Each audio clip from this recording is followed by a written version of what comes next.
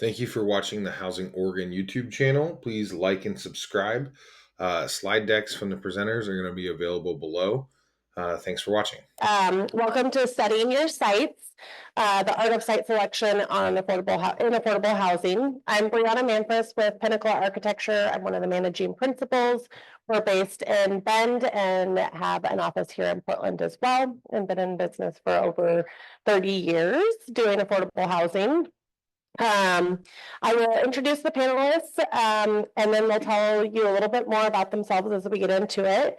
We have Laura Jackson, Development Coordinator at Housing Authority of Washington County. Julie Proksch. Oh gosh, I should have asked beforehand. Director of Real Estate Development at HDC, and Ryan Cain, Senior Project Architect at Pinnacle Architecture. And so it is good for us to talk about the mistakes that are, because that's how we learn and that's how we remember to plan better the next time.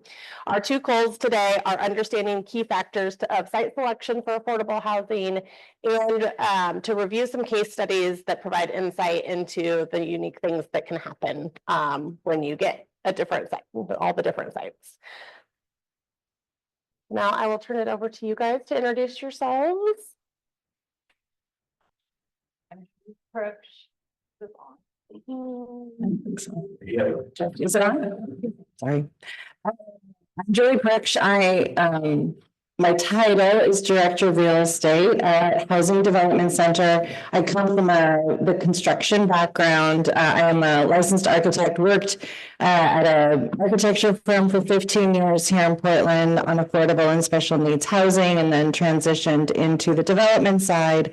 And so I can walk both lines. Hi, Laura Jackson. I currently work with Washington County Housing Authority. I'm a development associate there, regardless of what the official job title says. We work mainly affordable housing, mainly LLPs, and so our public-private partnership with development.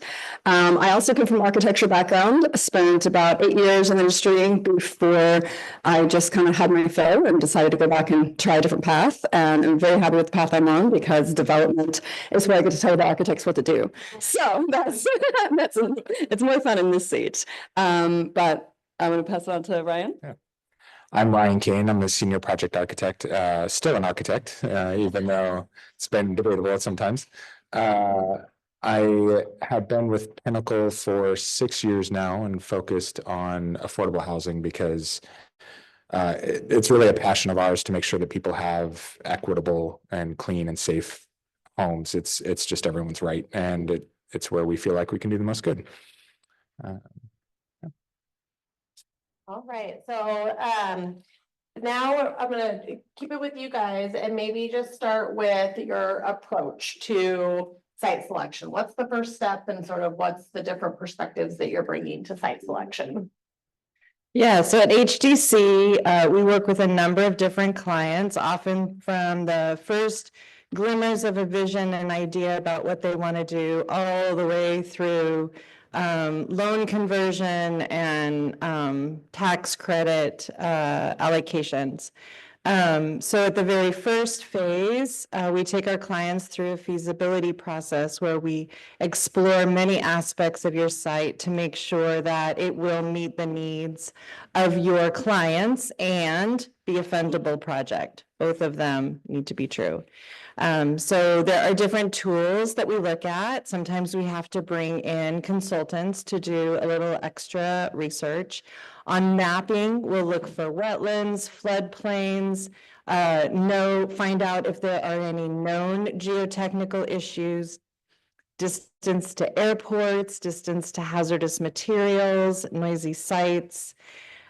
We focus in on some OHCS aspects so that we can better understand how fundable your project might be. And those aspects will be proximity to schools, grocery stores, transits, parks. So things that are fixed that we don't have control over. Environmental, or we'll bring in, we'll try to bring in an environmental engineer who will do what's called a phase 1 report that will look at the historical use of the site as well as nearby uses, which more and more there are issues of vapor encroachment in addition to hazardous materials that are on site. So that report will give us some good ideas on what we might need to do mitigation for the site. We will try to bring on a surveyor who will help us identify easements. Over a blank site, there may be easements that a neighboring property might be bringing their utilities across your property. There may be property dedications that will be going towards the city or the street. And we'll take a look at all of those aspects and help inform us of whether we should move forward with the project that our clients have envisioned. So from the development perspective, since she says she guides her client, that would be someone like me. But with the housing authority, we look at one, is the property in our jurisdiction? Two, is it vacant? We have, 2 or 3 things we're going to tick off before we jump on it and try to put in and execute a purchase sale agreement, put down some due diligence money, and then we dig in and do all of our consultants and all of our heavy research on the property. The main thing is when we find an empty site that's in a good location that we think is a reasonable expense, in today's market, especially with just how scarce our land is, since that's our typical supply elasticity constraint around here, we want to jump on that land as soon as possible. So even if it does, ends up where we don't end up buying it, we've at least secured it and that buys us time. Then we have a good, 90 days to bring in all of our consultants and to find out this information. So a lot of times if you're too busy doing all this due diligence on the side and this land's still on the market, it's not going to be there by the time you're done making your decision. So you want to get those big questions early and then jump on it and then dig in and find out all the ugly stuff that's out there, because you can get your, due diligence money back. That doesn't go hard typically to like 90 days afterwards. So you still have time to back out, but that at least secures it and means that no one else is going to come steal it from you if you do decide you want it.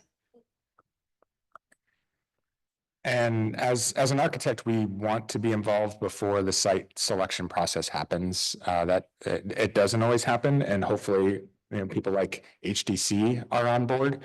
When we get brought on early, we go through what we call a catalyst design process that does pretty much what Julie described, where we identify the needs of the actual end user, and it's going to be site specific. Julie covered most of those, so I'm going to cover just sort of the overarching things that we look for on every site, regardless of who it's serving. And the first big one is, identifying all of your authorities that have jurisdiction, your AHJs. Everyone thinks of, you get your planning permit and your building permit and you're good to go, but you might have to interact with ODOT. You might have to go to the Army Corps of Engineers. All of those authorities that could delay your project. It could add a year plus to your site plan review. So establishing those before you buy the property, knowing what you're getting into, is important. And during that same process, we'll look at your zoning, making sure that you're appropriately zoned for what you want to develop. Don't trust realtors in that situation. Ask the question of, can I build what I want to build? We've actually seen it quite often that clients will buy properties and then we have to go through the rezoning process, which is, not fun. Because it is always possible. Yeah, anything's possible. It just takes time and money. Yeah. When we're looking at zoning, we look at things as other design overlays where, there's an extra review process, and making sure the client knows everything going in from a AHJ standpoint. Then we dive into utilities. We want to make sure not only do you have the appropriate utilities, water, sewer, power, but are they sized appropriately? So we've seen bad situations in the past where the water's on site, but the water can only supply 1 unit and they want to build 60, and the nearest water main is a mile away, so they have to dig all the way to that main. And we do our investigation early to make sure that is known if it needs to happen. And then along with the utilities work in the right of way, there's also street improvements that you might have to do. And some sites, you adjust your street frontage on your property line. Maybe that's a gravel road and you have to pave it. Sometimes that road is gravel. Again, it could be a half mile down, and the jurisdiction is going to require you to pave and light and put stop signs up all the way to your property, even though obviously you're just doing, you're developing your property. And sometimes we've seen where there were abandoned roads on all four sides, but the zoning code has not officially abandoned those roads, so they would have to improve all four sides of their sites. Yeah, that was a fun one. And one thing we talked about earlier today too, when fire access is big, maybe your land is big enough to develop the amount of units that you want, but you don't have access from two separate points in the site. And if you go over a certain number, a certain unit count, then you're going to have two, maybe three fire access sites. And then you have to work with neighbors to buy easements, and that takes time and money as well. If they're even amenable to give you those easements, right? As soon as somebody comes in and says, oh, hey, we're building an affordable housing project next door and we need easement through your property for fire, they're like, nope, because they chances are going to be a NIMBY, no offense, and be like, oh no, that development will bring down my property value, so I'm going to do everything I can to block it. Maybe I'm not going to outright block it, but I'm going to passive aggressively deny you what you need to make this as difficult as possible. That happens all the time. So keep it quiet. Do not let your neighbors know what you're planning. Keep it quiet as long as you can once you have your site selected. That's just but also, yes, with the site is the one thing to do is to look up what is required with your fire access turnaround, see what those hammerheads look like, take your measurements, and then look at a site. If it's long and skinny, you're probably going to have to bifurcate it with a sort of hammerhead turnaround in that nature. So that's something where it's like, oh, that's going to cut completely across my site. You want to understand what your setbacks are and where that fire connection is going to come in. And if it's going to gut the interior of your site, then that takes significant amount of property away from your ability to develop. Even if the zoning code says you can have, 30, 40 units per acre here for your maximum densities, you still might not be able to actually fit it on once you've got your fire access in. So that's one of the big things that in doing it, you're like, oh, crap. That's not how I imagined this was going to go. And then you're already tied into the site. So maybe what you guys can talk a little bit about the interaction between the three. How often are you meeting? What is the duration of that site selection, the due diligence process? What does that look like in the interaction between the three parties? We really are dictated by the client schedule. Obviously, the client tells us when they need to move on things, and then we set the meetings based on that. Yeah, we typically have a really tight turnaround. Once we hone in on a property and decide that we want it and put down some due diligence money and say we're now going to pursue this typically 90-day period, then it's very it's a lot. You get on board, everybody is talking with everybody, you've got all of your consultants on board, and you're dealing with, as you said, environmental, we're dealing with civil, we're dealing with surveyors, we're dealing with, if there's a property already on there, you want to get that assessed, structural engineers. So you bring in a whole list of consultants, executing contracts, getting them on site, getting their proposals back, reading through everything. It is a very constant and very quick process, and those 90 days go very fast. And that's something that you've got to jump on now. Hopefully you have your contacts. Hopefully you have a great engineer you can call, your people that you can pull from, because you want to make sure that they can jump when you say when, and not be like, oh, great, I can fit you in 2 months on your schedule. So you really want to make sure all of your consultants are also lined up to be able to meet your short timeline that you've got to do your due diligence in. Almost like retainer contract style. Yes. Because at the same time, if you are setting up for a future project, you're also testing, again, the fundability. Will this be a project that we can finance and we can set up a budget, and getting your team on board? We tend to keep it to a tight schedule and have a fairly routine every other week so that there's time to get the work done in between. But have every other week team meetings where the entire team comes together, shares information, asks the questions, and then can go forth and do work from there. So. All right. So as we move into the case studies, if everybody has their cell phone, we do have a couple of Menti polls, and you want to participate in that. Each of these 3 case studies at the start, we'll do a Menti poll of sort of what it's showing. We'd like your feedback on what the challenges might be with the site, and then each of the presenters will talk about what was actually discovered on each site. So this, I think you can scan this or put it in at menti.com. And if I switch, I think you can also see it.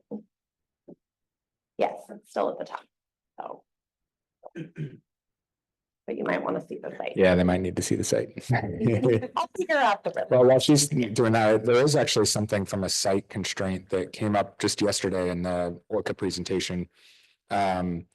It's a new consideration because of the new funding process, and that is when a region runs out of OHCS funds. And you need to consider that when you're purchasing your sites, because if you buy a site right now in Western Oregon, and you're not rural or you're not developing for our native people, you're going to be waiting at least a year to find out what funding is going to be opened up for that site, and that's a long time to sit on that money. Okay, so this is case study number 1. There's a site photo. Yes, so like if I point to this is the site in this corner. So undeveloped. I think I'm okay. And so if we go back here, got some wetland, soils, proximity to floodplains. So a little bit of a trick question on this one. Environmental, that's a big one. There were actually 2 separate major issues. One, when we were brought on board, it was actually salmon habitat was the biggest issue. And the client didn't think about that. And when we started laying out the site plan, we found the salmon habitat overlay, and you have to be a certain distance away from that habitat. On the right-hand side, that is what was considered salmon habitat, though. It looked like a little dirt path. It was dirt. Yeah, it was dirt. It had been dirt for about 30 years. So again, the client had no idea. And we had to work with the Army Corps of Engineers and with Fish and Wildlife, not only to assess the salmon habitat for its viability, but also to remove certain areas of salmon habitat that were just incorrect so that the site could be developable. And then once we had a site plan that avoided the salmon habitat, we had to get that approval again through the Army Corps of Engineers and through Fish and Wildlife. And that whole process took about 2 years. And so that was my number 1 issue as the architect on the site. But before that, the client actually wanted to develop housing on this property. And that is the floodplain. Someone mentioned floodplain on there. The floodplain is actually 10 feet above grade. So in order to build housing, he couldn't build affordable housing, obviously. So market rate housing, he had to go 12 to 15 feet above grade before he could have a habitable floor. And then bedrock was about 100 feet below. So had to do piles going down. So obviously the cost just became way too much for the client, and had to do a whole market study to figure out what could be developed on the land, and then brought us on as well. And then from there, there's a whole laundry list of things that were on this site. If you can see, To the right, you'll see, the major road. Just to the left of that is actually the levee, that is essentially keeping the town safe from that floodplain. And in order to cross that levee with utilities, we had to go 50 feet down. So obviously that posed a lot of issues. And then we connected to the sewer line that we knew was functional because there were upstream developments that were using it, but the city had no idea what that sewer line was. They told us they don't know who owns it, they don't know who put it in, when it got put in, where it goes, where it went. So we had to do like a dye trace and see how long it took to get to the water treatment facility to have a rough estimate of the path that it took. And the Meetings go like, wait, what? yeah. What do you mean? But we were told that if it didn't pass, that we were going to have to replace the sewer main all the way to the water treatment facility, which was about 1.5 miles away, and then take ownership of that the sewer main. Which ended up not. It did not. Just Yeah, for- it worked. One thing that did work on that. So. Yeah, so now it's gonna be an RV park. Is the Yep.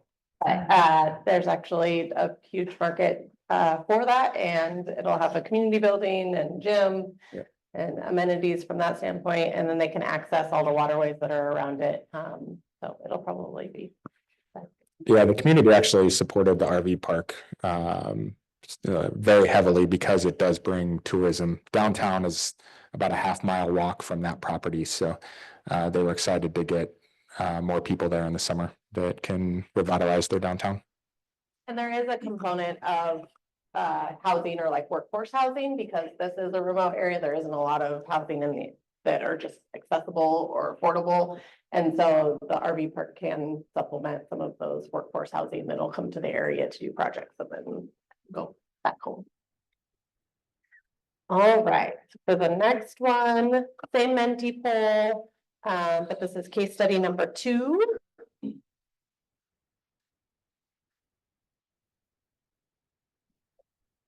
You look at that and then, okay. Here. Anybody need to see the site again? They're really good at toggling between the two. So the site itself is French Powell, and it's your pretty typical urban site. What's your size? Good question. I do not know.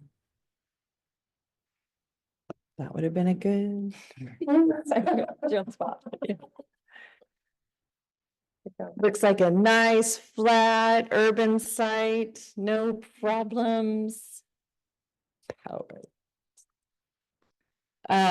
Yes, you guys, you're familiar with the issues. So the first issue that we found with the site was the street dedication along Powell. And this was known from the very beginning. There's an 8-foot easement for widening and then an additional 8 feet. So our property, the usable property line was much smaller, was brought in. And then what the surprise was then was working through ODOT. So in order to incorporate the ODOT required easements that don't comply with the city's current requirements, ODOT was requiring one thing, the city of Portland was requiring another. And that took a significant period of time to resolve. And then the permitting process for ODOT and going through that process took a lot longer than we expected. There are no power lines, but whoops, oh, what did I do? There we go. There are no power lines, but the way that we needed to get our power was from the neighboring property. There's a transformer that sits over here. And at first, the owner, when we were negotiating, developing the property, and this property has been under negotiation for a long time. We didn't get funded the first couple rounds. The neighboring owner was agreeable to us pulling verbally agreeable to us pulling power and establishing an easement from the transformer on their property. When it came down to signing the agreement, then it's still in flux and they're wanting payment. And they're wanting some additional stuff. And our project is under construction. So PGE is now getting involved and helping negotiate that agreement. This tree down here, this was a big surprise. And I'm not sure how we would ever, so this tree was identified by the arborist as a big leaf maple. But when it came down to digging for the foundation, we're utilizing, there's a fire access issue. And so the fire access is coming in along this side, and the building is building out to within the setbacks, but building out as close as they can in this corner. We ended up undermining the tree. And so a second arborist came out to look at what we need to do to help support that tree. It was determined that it's actually a nuisance tree and it has to be gotten rid of. And fortunately, that neighbor is friendly and is working with us to get rid of it, but another surprise. And the fourth surprise was in this corner. So a lot of people might look at this slab and be like, oh, what's under the slab? That's, all kinds of concerns there. That was okay. We did some testing under there. It was just fine. The survey and different documents identify this patch of blackberries. And when we went to go clear that out, there was a house that had been knocked over and buried up. So there's a basement, there is trash, there is a house. It took 8 days to clear it out, affecting our construction schedule. And in excavating that area, there was also an underground storage tank, which had been known, but the testing had said that we knew there was a tank that was going to be we were going to need to deal with, but the soils testing where they took the soil samples did not identify any contamination. As we started digging out this house and trash and dealing with the tank, then there is contamination back there, and vapor is going to need to be dealt with. So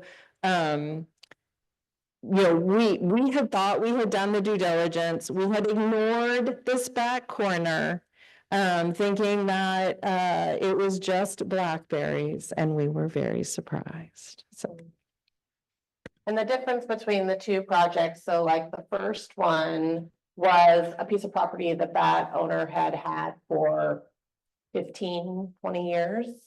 And then as that community had grown, was like, I see an opportunity, let's do something with it.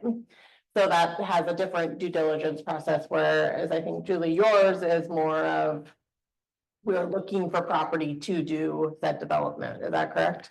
well, the owner had owned this property. Like I said, we actually got funded in the third round of funding. So the owner had owned this property for quite a long time, had done due diligence at that first phase. And, sometimes the standards changed. So it had been, I think, by the time we actually got funded, it had been at least 4 years. And then it's another year for to do the construction pre-development phase. And sometimes those standards change too. And so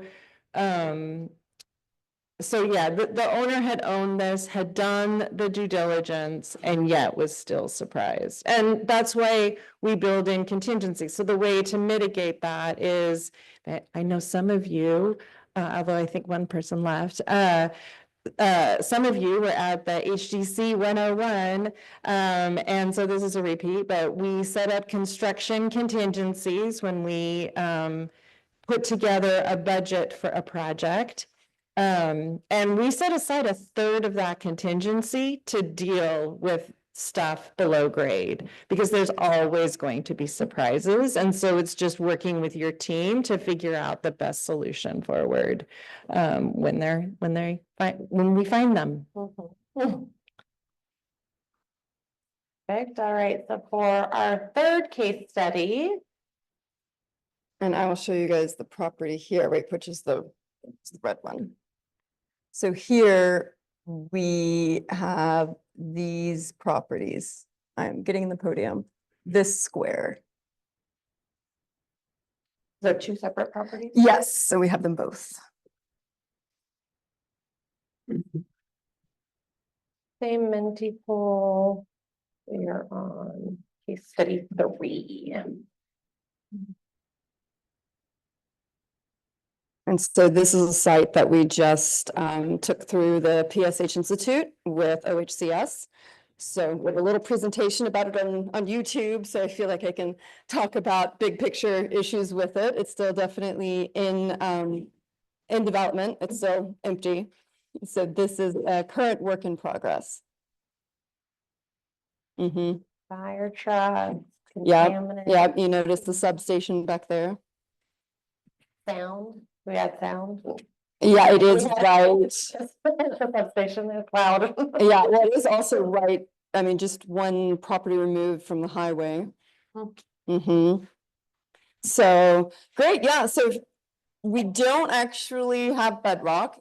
We did, one of the things you really want to do with your environmental report to find out is, not just do I have contamination, but where's my water table? How far down can I go? Because determining what kind of foundation you can put on that site is going to determine how big of a building you can build, right? So if I've just got spread footings, then how much, can each load take? What's it gonna be? Because if I've got a water table that's only 1.5 feet below ground, I'm not gonna be able to go very deep at all. I'm going to worry about water penetration into my crawl space. I'm going to worry about a lot of that. So thankfully on this site, we are at about 3 feet below grade. So we are still going to be restricted to spread fittings. We're not going to be able to really go down and do any bigger foundations, but that's okay for this site because we're not going that large. This is just probably going to be about 3 stories. The one thing that is the issue that I was concerned about, this is industrial.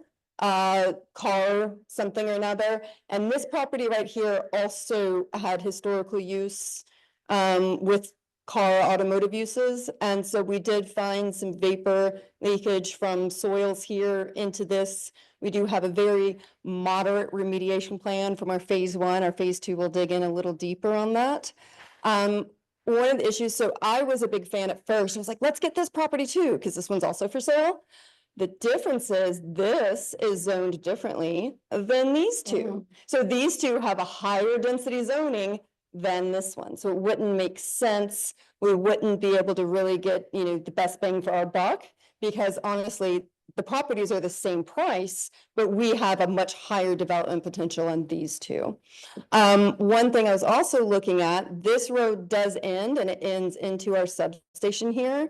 And seeing if we can work with the city maybe to extend this or at least to our property. Therefore, I can have a back entrance for fire. Right now, our only fire entrance or access is going to be off Elm Street. And so the plan is just to have a long stretch here that's going to be creating a little buffer between us and the industry there. And have a hammerhead turnaround at the end of the site down here. It is a nice site. One thing for my residents and also looking at quality of life for my residents, I will want to have a large green barrier between us and the substation. It is very visually intrusive. It's not, it's not nice. You don't want to look out and see that. I'm sure you can hear the buzzing of it. So we're going to do everything we can kind of biophilic in order to buffer that and to screen that from our residents. One of the other things, this is, a large, right here, you can see the highway here. We are on the edges of all single family zoning. And the other thing we're on the edge of is town. So one of the issues I'm seeing here for my residents, this is a 100% PSH site, permanent supportive housing, is access. how are my residents going to get into town? So working with local jurisdictions, working with Washington County, we're going to put in a bus stop there. They're going to put in a bus stop right in front of our property for us, as long as we put the site design in order for the bump out and the infrastructure needed there, which will gladly do that street front improvement in order to have that accommodation for our residents. So that was a great way where, I put it out there, an immediate response, and yes, and let's fix this, and here's the solution. So that was one of the easiest things I've ever had to work through. I was like, oh God, this is a big problem. That was so easy. The other thing we're slightly anticipating is just, the pushback from the community, but hopefully that I'm just going to, so hopefully it's not going to be as bad as I anticipate. But otherwise, it is a good flat site. My concerns also, there's a lot of debris on the site. I'm concerned we might be finding underground tanks or something associated with this old house here. And those are yet to be determined, but we will have a lot, since this site has never been built on, to excavate and to flatten and level.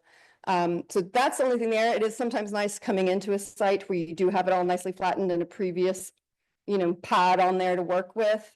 But this will be just fine. I think it's going to be really a great site. I'm excited to see how it's going to develop out and work. And this property is now for sale too. So if anyone wants to come along with a commercial development with highway frontage, that's yes. Yeah, exactly. Sports services, that's all commercial. One thing I wanted to say too with Portland, so my background, I worked a lot with private residential before I came into the affordable housing world. And one of the things in Portland that caught me off guard working with some private clients was the heritage tree designation. Big, beautiful tree, but this tree should be in the middle of a forest, not in the middle of the town. And as it sheds branches, it's literally causing property damage to a lot of my clients, shedding branches that are hitting the roofs, that are causing, literally one of them hit their child as this naturally shedding tree. You can't cut it down. You can't touch it. And so to make sure that even though it's like, oh, big, beautiful trees, you literally cannot touch that tree. And you're going to be restricted to the drip line too. You can't develop within the drip line. Well, there's this big giant tree that is, its drip line is 90% of the lot.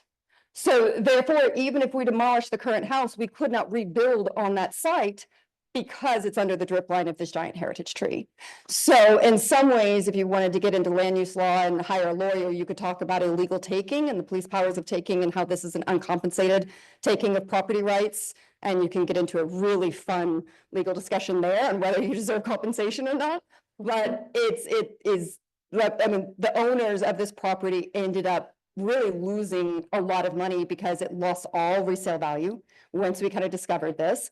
And the house itself was kind of inhabitable because the foundation was so poor because of the roots from this heritage tree, which was 5 feet away from the foundation. So this property is essentially useless, sitting right on Mississippi Ave, prime location, great site. We can't take down the tree, so we can't do anything with it. So it's those little things you don't necessarily expect. And so I would just say, know what you don't know. If there's something on that site, when someone asks you a question, you say, I don't know. You got to know it. You need to know everything. You should not be surprised by anything on that site, because that surprise could end up costing you 2 or 3 years delay and a lot of money down the road. So that's just something from Portland specifically, I would say, to keep an eye out on. Thankfully, we don't have that problem anywhere on this site. Okay, so the rest of the session is sort of like a Q&A. I have some of the questions, but I do want to give you guys an opportunity to ask questions if you have anything on these specific sites. So I can have a question.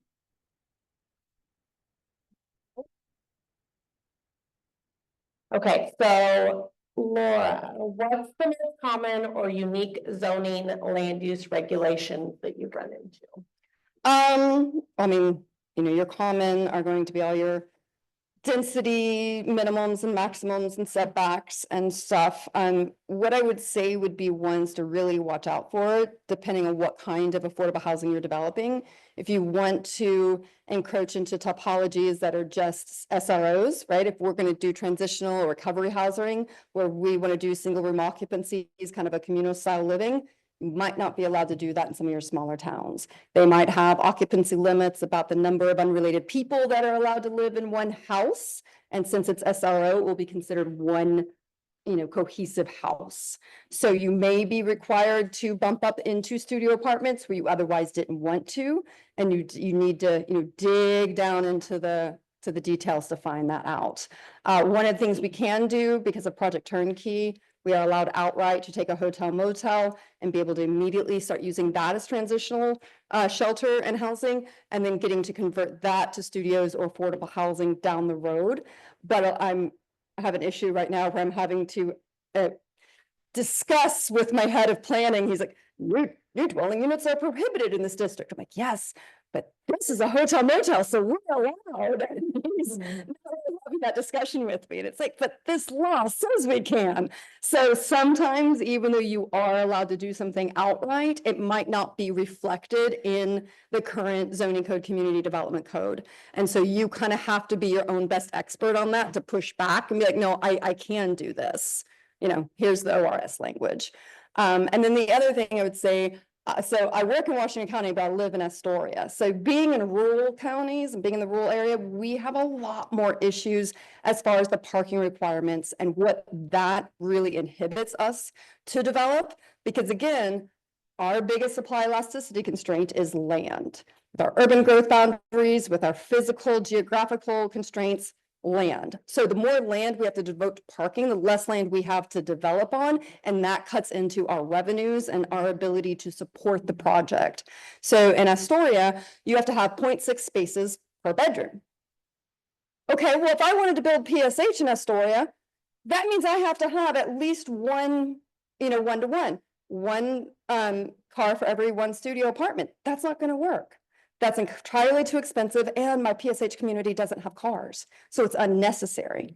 So in Portland, you don't have that. Thankfully, in the metro and larger areas, you don't have to have that parking requirement.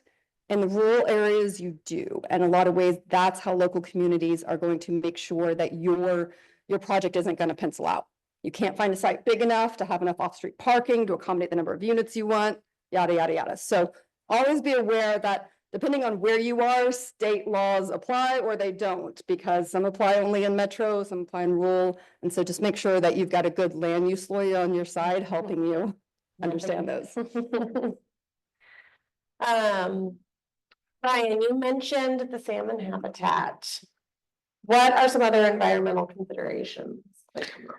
Yeah, there's a laundry list of them, but it's know your site. So let's say you're developing on the Columbia up in St. John's, you're gonna know you're gonna have contaminated soil. And if you're developing in Tigard and there's a creek next to the property, you probably have a vegetated corridor, which is, a local restriction of where you can develop to help with the clean water to that creek. Laura, you mentioned the low water table or high water table. Not only is it an issue with your foundations, but stormwater retention. We had a site where, I'm not joking, there was 6 inches below grade was the water table for about half the site, and then the other half it got to about a foot and a half. And the city wanted us to retain 100% of a 100-year rainfall event on this site, and we only had an average of 1 foot of non-water table land to retain that water. So we had to negotiate with the city. We got that down to a 50-year, and then half the site turned into just a 8-inch deep water retention pond, essentially. A big one that isn't, it's just sort of starting to get discussed is radon. It's a big issue. We are currently seeing, our OHCS requirements are already lower on your radon levels than federal. We're going to see federal and OHCS get more stringent on radon. So if you're, do your testing. Know if you're doing if it's a rehab, do your testing. If it's new construction, put in those radon mitigation aspects early, because it's going to become more stringent. And if you have to do that after you build, even if the site doesn't require it, it's 10 times the cost. And most even if the area is low radon now, plan for it. Yeah, I mean, there's not many areas in Oregon that are actually low risk. They're considered low risk right now, but that might be like a 2.5 parts per whatever milliliter or whatever the designation is. That's going to go down on an OHCS level probably to a 2, and then potentially to a 1.5. To put in perspective, a 2.5 is if you're living in a home that has tested at 2.5, that's the equivalent of smoking about a half a pack of cigarettes a day. So that's why we're going to see a big change over the next few years. Thank you. I would just add to that too, the areas with the highest amounts of radon, guess where they are? In the traditional red line neighborhoods. So typically where we're going to have property available to build, where property is going to be most needed for affordable housing development, is probably going to have the highest risk of radon exposure. So just know that if that property is available, chances are you've got really high risk of radon for one reason or another. Yeah, which goes back to the land use planning and having changes and advocating for different areas to be available for affordable housing, which was another session yesterday that I thought was great. Julie, you had mentioned getting into tricky corners of the site and the berries that had a whole house under them. How would you have changed your due diligence process to discover these earlier? Yeah, and I also want to clarify too. The survey on this particular project identified like they couldn't get into that area because of the blackberries. And so it's working with your team to how can we get in there? What do we need to do? And either making sure you get into those areas that have been identified, or you have a plan to deal with it. I see a colleague in the audience on a project that we worked with. It was in an urban site. It had been a gas station and a dry cleaners. It had everything. So we knew there were a lot of problems. We had identified potential tank areas. I think 3 of them had been removed and documented. This was a number of years ago, so my memory is a little faulty. 3 of them had been removed and documented, and we couldn't find one. We tested and we tested and we tested, and we couldn't find it. There was no documentation that it had been removed. We couldn't find it, like all the testing in the world. And when they dug, they found it, and it was contaminated, and there was an issue. And so it is also all of your tests, like all of that testing costs, right? So you balance, do we keep testing, or do we set aside some money that when we figure out what's going on there, we have it accommodated? And sometimes your best course is to set that money aside, and when you're actually digging in the dirt, deal with it then. And so it's a balancing act with our nonprofit organizations that are upfronting this due diligence cost before their project is even funded. Sometimes we have to take a risk, and we have to set a little aside to accommodate those unknown factors. So. Yeah, and that can be helpful to have subcontractor trades or a contractor that can then tell you how much is it going to cost to remove X thing to be able to survey the rest of the property. And is that too much money? Definitely, like it would depends, right? Yep. Ryan, how important is locating services around the site? Laura had talked about the bus stop. I think that's a great example. How have you worked around other limited resources or engaged stakeholders? Yeah, so both Laura and Julie both touched on this topic of your site access really needs to be thought of before you buy the site and who you are serving. If it's your permanent supportive housing or workforce housing, obviously they're going to have needs for different things within that local community, and how they get there is important. Laura mentioned adding bus stops. That's been on a lot of our properties, our affordable housing properties. We've been able to get the jurisdiction to add bus stops. The the biggest issue is the cheapest land for permanent supportive housing is often not close to jobs.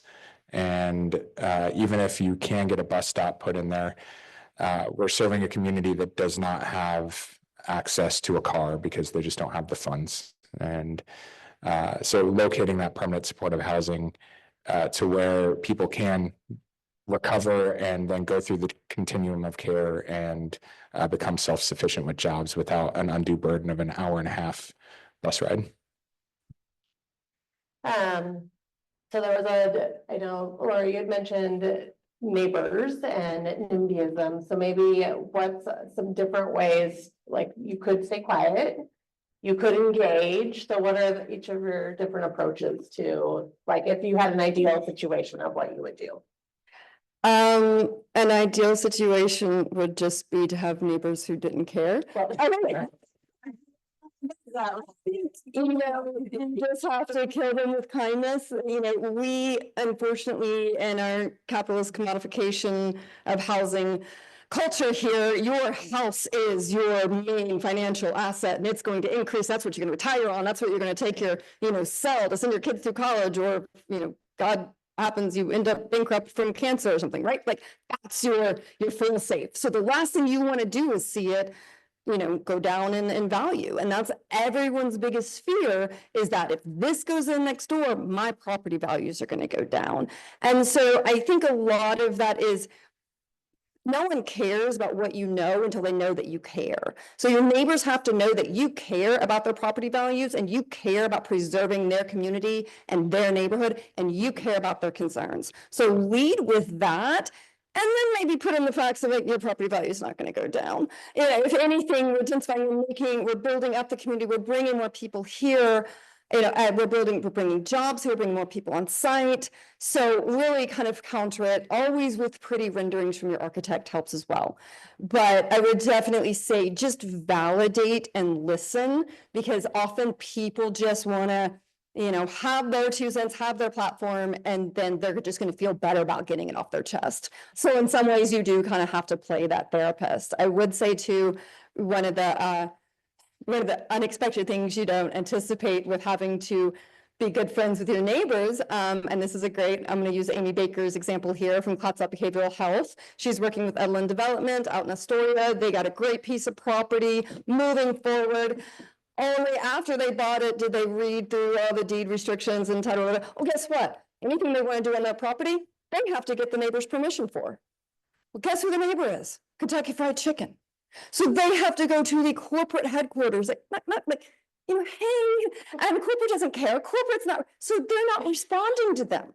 It's taken 6 or 8 months to get through and get a response. It took them almost a year just to get corporate approval from their neighbors so they can build.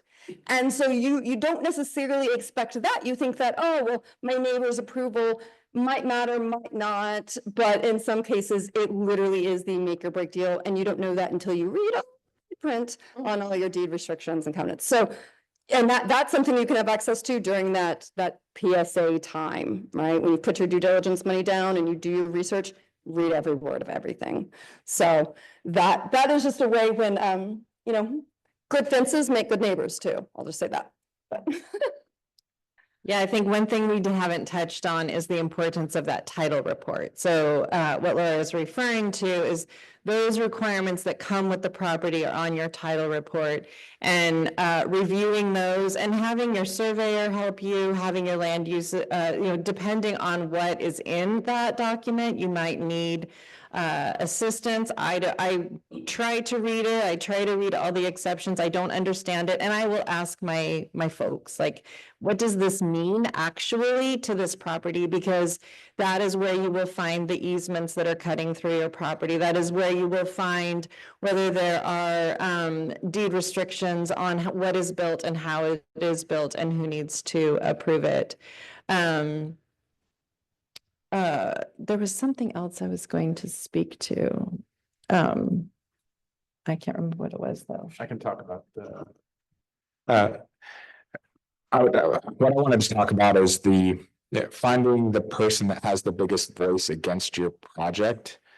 And like Laura said, you listen to them find out what their pain points are, show them data that proves that their property value is going to go up, that empty lot that is full of trash is actually depreciating their property, and the development is going to make it worth more money. Show them the pretty renderings of what the building's going to look like. Get them on your side, and then in last night's keynote or lunch speech, I believe it was no, it was the keynote speech of turning the conversation around. If people keep hearing negative, they're going to be negative to your project. If you get that loudest voice to become your advocate, then that really turns the community around and makes things a lot easier. And all you have to do is convince one person. So. I remember what I was. And I think it is listening, right? That importance of engaging with your neighbors and listening. You may not be able to solve all their concerns or all their problems, but they may ask that an exit door not be facing their property, or they may like there may be things that you didn't think of in all of your attempts to try to be the best neighbor. It may be something that you didn't consider, and it will make all the difference to that neighbor or that community. And there have been a number of times where small adjustments make all the difference, and then that community and that neighbor becomes your advocate now, because you have listened and you have tried your best to address their concerns. Yeah, engaging people through even the design process. And we had one, and they were against the property, multifamily housing, 3 stories. But the reason that they were against the renderings, all the pretty renderings, is they hated the color green. So we painted the backside of the building the other color that was in the property, and then they were happy. We had another one that it was an empty vacant site, but there was a lot of crime. That's where the neighborhood kids went and would start mini bonfires, different things like that. And so the police actually participated in the groundbreaking and the community engagement and said, we know this developer will manage this property and it will reduce crime in your neighborhood and it will be more enjoyable. And then the support came because there was other community leaders there that were saying this will help your community, this will help your neighborhood be more successful. And then they actually donated part of it to be a true park that was maintained in grass, not dirt. So it was more well respected. So there was a part that actually gave back to that neighborhood as well. We have 15 minutes-ish left. If there's anything that you guys think or is there any audience questions? Yeah? Yes, you mentioned water table a lot. So are there, seems like everywhere it's a wet state. Water and ants. Water and Ants? Yeah. What are there solid engineering and architectural solutions to that when the water table is high? And what are some of the cost impacts of that when you automatic? Is there a way to get out of it? You don't have a choice. There's always solutions, like we said earlier. It's just, you have to pay for them. Water table, the biggest issue is water retention, like stormwater, depending on where you are. If you're in the valley, in the Willamette Valley, where you get a lot of rain and you have a low water table, we got lucky in that project, but sometimes you have to build underground tanks for retention, and then that's a huge cost. You can build down into a water table. We don't recommend it, but you just have to we always bring on an envelope consultant to help us mitigate that water around the foundation and make sure that we don't rely on mechanical pumps to keep that water out. We need passive systems, otherwise once that mechanical pump fails, which it will eventually, then your basement's going to flood. So Yeah, managing stormwater runoff on site is huge, right? I mean, everyone knows you want to make sure your downspouts are pointing away from your foundation, but also you want to make sure that that water has a clear and direct path to your stormwater system, to the street, to whatever. We have a lot of issues with standing water pooling. I mean, out in Astoria, it rains. I think we get an average of 20 more inches than the valley does every year. So rain is huge and you just have it where it's pooling, you have it where it's, you have it in areas where you didn't anticipate it. So make sure that, you know, put your slopes in, get your civil engineer involved, make sure that you're able to really control that on-site water runoff. And thankfully, you know, I think in Portland, you're required now to have all of that mitigation on-site retention and process it. That's only in Portland. So everywhere else, you can still just direct it to the street. But you do want to make sure that all of those aspects are in consideration because it's huge. We have an issue with an underground spring that we discovered on a site that's on a steep hill and, you know, rainwater retention / it's just a lot of issues. And we're like, oh goodness, how would we approach this? What kind of issues might this cause down the road? And it definitely is, because it can come in and really undermine the integrity of your structure by just deteriorating your foundation, by causing mold mildew. It is the biggest issue. I would say too, just for everyone's FYI, FEMA did recently update as of August. We do have new 100-year floodplain maps that are coming out probably in the next year or so, and it's going to dramatically increase the spread of the current 100-year floodplain. So even if you're looking at something right now that's only adjacent to or in proximity to a 100-year floodplain, next year it might be in that 100-year floodplain. And then you're not going to be able to build affordable housing on it. So that's one of the things, just put that in your back pocket, keep that aware, and just, you know, look at your maps, because it will tell you how close you are and what, but it's seriously, it's going to be a big adjustment.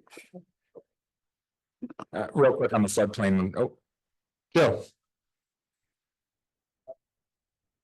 Those of you who may or may not be aware, FEMA is coming up, as Laura mentioned. Our understanding is that HUD is going to follow FEMA, which means if you're trying to develop in these areas, you are going to be severely constrained with using federal funds. So it just limits what you can develop even more. So just something for the rest of the Yeah, that's a great point. And if you've ever dealt with the FEMA floodplain, you know it's not logical. It's just a line that got drawn at some point, and it does have a basis of reality. But sometimes people make mistakes. They're not going to go through and readjust those lines based on your site specifically. They're just going to do an offset of elevation. So if it's drawn wrong now, it's still going to be wrong. It's going to be even more stringent. And if the reality of where that floodplain line isn't correct, it takes a really long time to get them to adjust it. Yeah. You know, to what you were talking about in terms of maps, and I know that there's like a lot of different things that you mentioned to consider early on. Is there like a one-stop? That'd be nice, wouldn't it? Yeah. Like a layer, right? And then UST Yeah. and Fish and Wildlife. There's a few jurisdictions that have like the GSA or GSA that overlay a few of those things, but certainly all of it. Unfortunately, there's not a statewide. I mean, there is, you're right, Oregon Metro Maps has all of these layers you can pull in and see for the Portland metro area. A lot of information, but otherwise, if you're in rural areas, you are highly dependent on their GIS maps. If they have them, you know, their local planning, who I wouldn't say are always up to date or informed. You know, working in the rural areas, you are much more in kind of a little information black box, and it is a lot more difficult to get those maps and get that information. You're going to have to source it from a lot of different places. It's not going to be as easy as going to, you know, Portland maps or Oregon Metro Maps. So I mean, I think it's a great market opportunity, Angela. Maybe we should discuss it here, but We do have a checklist that we run through because they are, you do have to access them from a wide variety of places. They're always changing. But we have kind of a checklist that we run through. And the point of being developing in a rural area versus Portland is very different. Looking at tax maps and, you know, it's just having that experience to dive in and that's where your team can help you out. So Yeah. remember the sewer that was tested to figure out where it was, that's the Mhm. rural community side of it. Mhm. Somebody put it in at some point and never drew a map. Okay, other last thoughts? All right, well, we appreciate you all being here and learning a little bit about site selection. Our panelists' contact information, feel free to come up and talk to them one-on-one. And we hope you guys enjoy the rest of the conference. Thank you guys for coming. Thank you. Thank you.